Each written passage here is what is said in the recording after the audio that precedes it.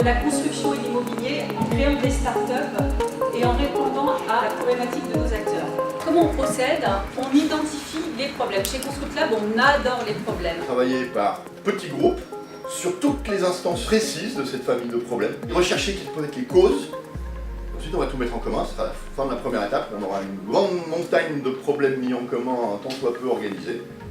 Et ensuite, on va choisir dans chacune de ces familles de problèmes un ou deux qui nous paraissent, qui nous donnent envie en fait, qui nous semblent être plus prometteurs. Et ensuite, on va faire travailler sur un mini pitch de solution et on va finir sur probablement 4 pitchs très basiques et qui sont pour nous mettre dans l'action. Pour aller vers où ça, effectivement, il y a moyen d'en faire quelque chose. Je pense qu'il y a quelque chose derrière ce projet.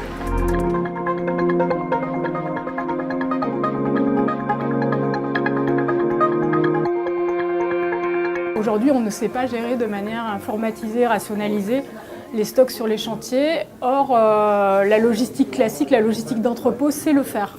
Et Arès est bien placé pour le savoir puisqu'on gère plusieurs entrepôts.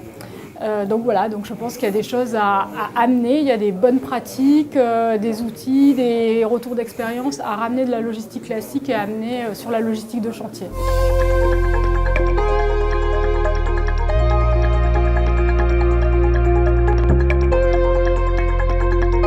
Nos chantiers sont complexes et en perpétuel mouvement, les délais en plus sont courts. La notion de co-construction des plannings devient indispensable. Avoir des outils, des modes d'organisation qui vont apaiser les relations sur le chantier et arrêter de faire des êtres humains des variables d'ajustement pour combler les manques organisationnels ou d'outillage informatique.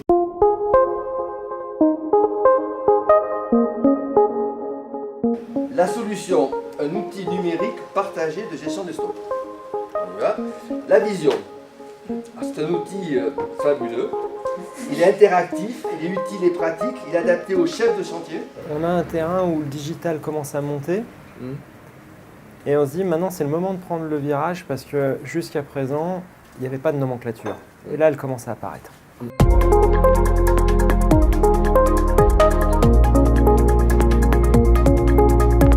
On imagine qu'on irait vers un bon de livraison standard et commun à tous les acteurs.